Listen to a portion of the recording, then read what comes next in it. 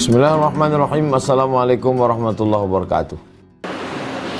Istri harus minta maaf kepada suami ketika bermasalah walaupun suami yang salah. Ajaran apa ini? Ajaran Walid ini.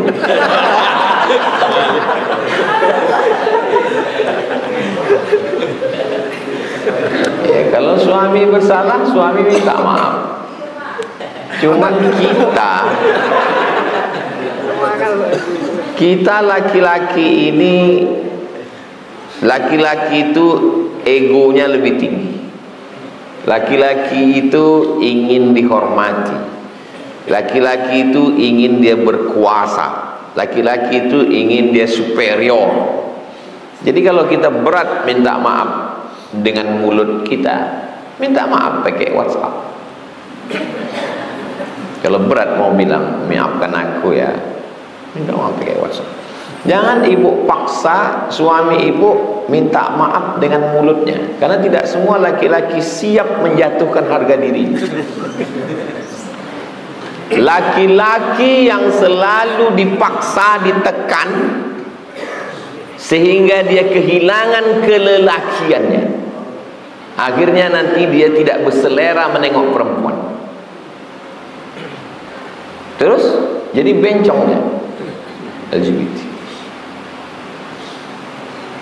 Laki-laki yang punya istri anak orang kaya, PNS, gajinya lebih besar, lebih cantik, akhirnya dia tidak merasa punya kekuatan, super power.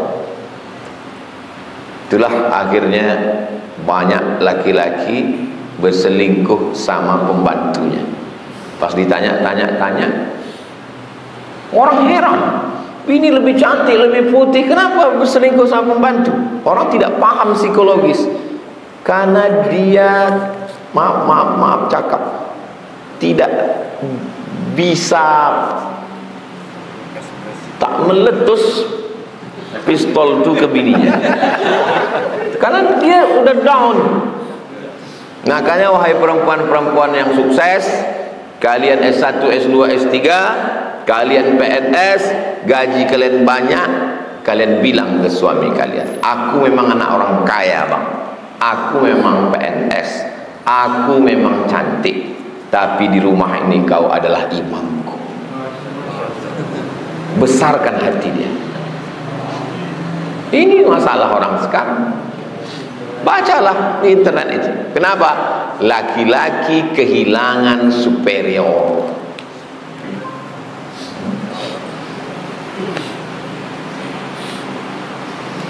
Jangan sampai laki-laki kehilangan superior. Banyak orang tak bertegur sapa dengan tetangga gara-gara parkir. Baru disebut tadi. Terutama tetangga di ruko.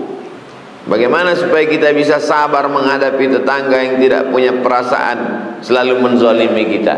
Ada RT, ada RW, ada kades, ada kadus, kumpul bersama, eratkan lagi tali ukhuwah Islamiyah, silaturahim. Negara kita ini secara struktur sudah bagus kan, dari mulai presiden, gubernur, bupati, wali kota, sampai kadus, kades, RW, RT, rukun tetangga. Itu tak ada di negara lain. Secara teori dah mantap, cuman masalahnya tak sesuai teori dengan kenyataan. Kepolisian dari atas, Kapolri, Kapolda, Kapolres, Kapoltabes, Kapolsek, Babin Kamtipmas, sampai ke bawah. Tentara, Panglima, Kodam, Korem, apa ini? Kodim, habis Kodim, Koramil, habis itu Babinsa.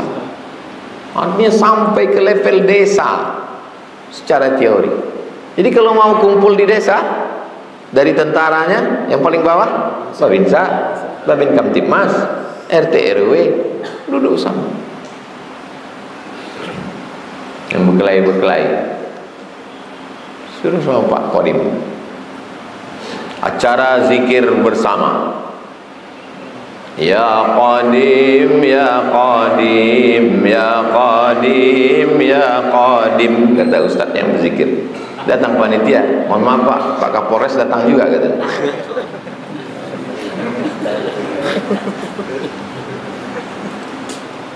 Banyak saya perhatikan di komplek-komplek, tetangga renovasi rumah tidak izin ke sesama tetangga. Sedangkan saat renovasi rumah itu mengganggu kenyamanan sesama tetangga. Itu di samping TK kita buat kelas letter U, 27 kelas, 4 lantai. Doakan supaya selesai cepat. Karena kalau tak disiapkan itu tak bisa nampung santri, udah full penuh. Izin dulu kita ke tetangga keliling, dikumpulkan semua tetangga, karena ini nanti akan menanamkan tiang pancang. Waktu masuk tiang itu kalian terganggu keliling, khawatir rumah retak, dicatat. Tengok rumah-rumah. Sebelum tiang pancang ini ditengok dulu rumah, supaya jangan sampai sebelum dipancang udah retak duluan. Nah, jangan kita petantang-petenteng. Itulah gunanya silaturahim. Kenal baik sama tetangga. Payah kita kalau udah sempat bermasalah sama tetangga. Saya membuat kajian ini, musola, masjid, musola, supaya saya tak bermasalah dengan tetangga. Saya tak mau bermasalah dengan tetangga. Payah kali jumpai Ustaz Somad itu, rumahnya berkunci. Tiap subuh aku di sini. Datang aku ke sini. Tak ada istilah payah jumpai Ustaz Somad. Itu maka saya buat. Kalau ada orang bermasalah, datang jumpai setiap Rabu subuh. Tak bisa kami jumpa Ustaz ramai kali ini. Rumah kayu. Asal habis rumah kayu. Siapapun bisa datang. Jangan bermasalah dengan tetangga. Sempit hidup kita. Duduk basamo lapang, duduk surang samping. Sendiri kita. Tangga sebelah kelahi, tangga ramah kelahi, tangga muka kelahi, tangga belakang. Terus mau menikahkan anak, di mana mau mancang tiang? Untung dia tak kenal dukun santet. Kalau kenal, 4 dukun menyerang. Mati tegak. Dalam dunia kerja pasti nanti bertemu dengan orang iri sama kita. Jangankan dunia kerja, dunia ustadz pun ada yang iri. Dunia dakwah, orang iri. Dan tidak suka sama kita. Siapa yang menyangka bahwa man yazunnu annahu salima min alsinatin nas fahuwa majnun. Siapa yang menyangka bahwa dirinya selamat dari lidah orang, maka dia gila. Siapa yang menyangka bahwa dirinya selamat dari lidah orang, gila. Adakah orang yang lebih baik daripada Nabi Muhammad? Tak ada. Apa kata orang tentang Nabi Muhammad? Majnun, mashhur, asatirul awalin, kazab, penipu, pembohong, pendusta, tukang dongeng, mashhur, rajulun mashhur, orang kena sihir. Allah pun juga diserang lidah manusia. Wa qalatil yahudu yadullah maghlulah wa qalatin nasara al-masih ibnullah wa qalatil yahudu uzairun ibnullah. Padahal kita baik-baik saja. Iya. Kita memang baik-baik aja. Bagaimana sikap kita Pak Ustaz? Baik-baik aja.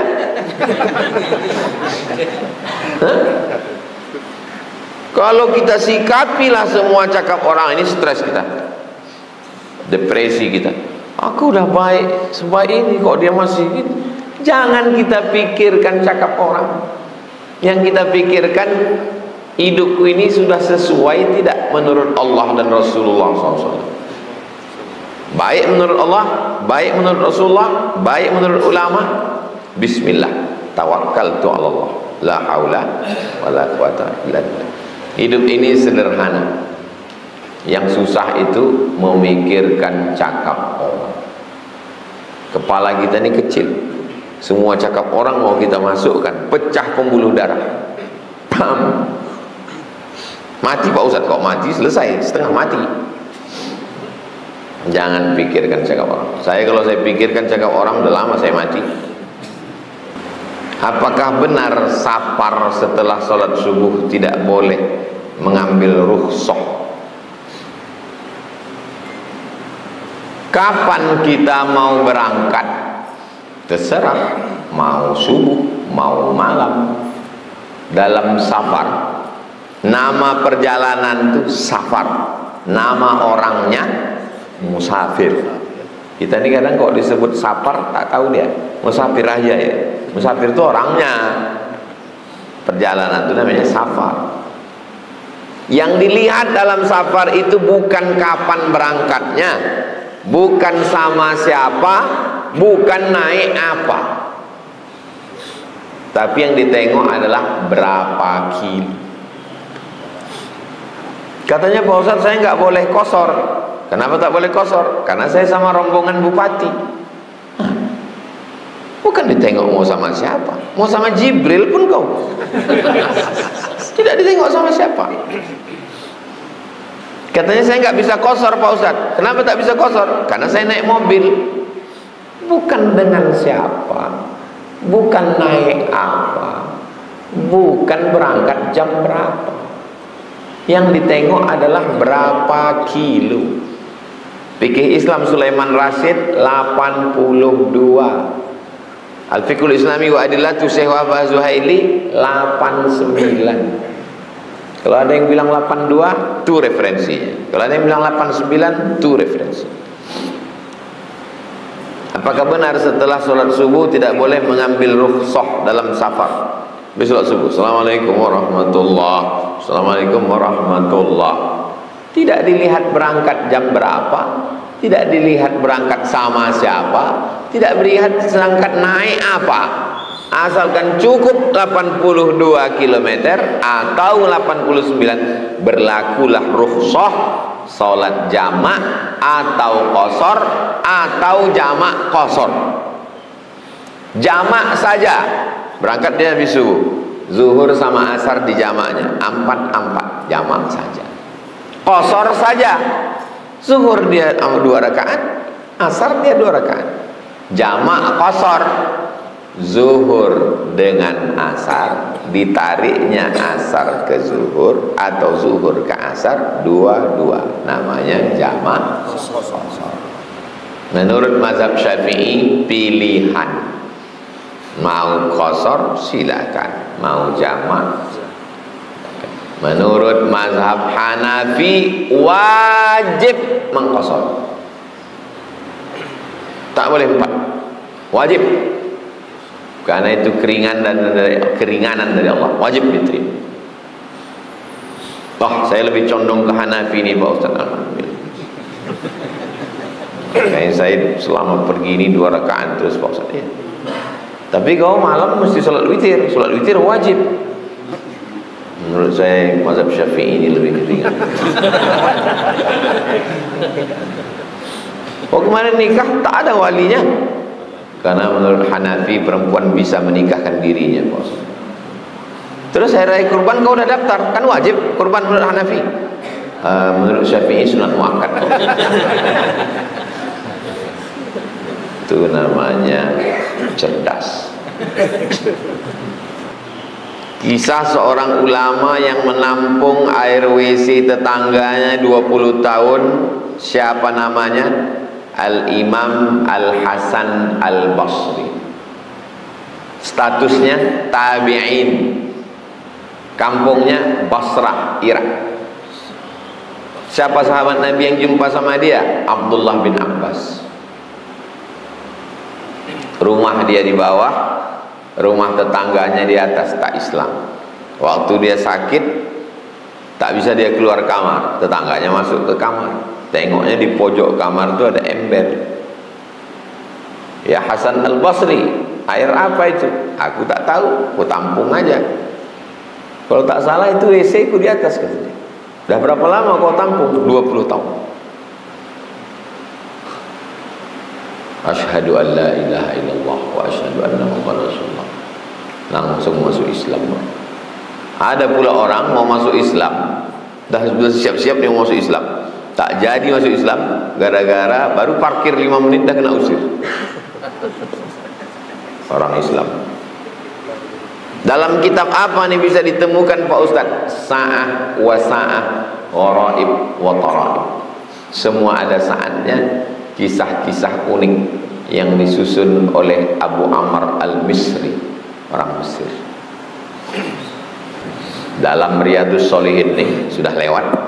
Wa in khatimul Qur'ana kullahu, kata Imam Syafi'i, diriwayatkan oleh Imam Nawawi, kalau dikhatamkan sekhatam Quran kana hasanan, the best, yang paling bagus adalah dikhatamkan sekhatam Quran. Ibu, bapak, ibu sekhatam, bapak sekhatam. Tak sanggup beli Quran yang 30 juz bisa dicopot-copot, bapak sejuz, ibu sejuz, anak sejuz, menantu sejuz, cucu sejuz, keponakan, nanti buat acara khatam Quran, hadiahkan pahalanya ke almarhum. Tak juga sanggup, nah itulah Zabur, Taurat, Injil bergabung dalam Quran. 114 surat tergabung isinya dalam Al-Fatihah. Adalah maka dikirimkan Al-Fatihah. Al-Fatihah itu adalah jurus terang. Siapapun yang orang tuanya meninggal, teringat, kenapa dulu tak kubelikan baju baru, kenapa dulu tak kubelikan kue, kenapa dulu tak kubawa ke rumah sakit, kenapa, hilangkan kenapa itu. Kalaulah dulu, hilangkan kalau itu dengan membacakan Al-Fatihah. Asal ingat Al-Fatihah, asal ingat Al-Fatihah. 100 kali ingat, 100 kali Al-Fatihah. Asal ingat, pukul dia langsung dengan Al-Fatihah. Hilang. Kita tidak bisa menghentikan pikiran. Kita hanya bisa mengalihkan pikiran. Ada orang berusaha untuk menghentikan pikiran. Ada. Bagaimana caranya? Pil anjing gila. Apalagi sabu-sabu, apalagi lem kambing. Rencana mau mabuk pertamak, rupanya udah dicampur solar. Mau mabuk pun susah sekarang.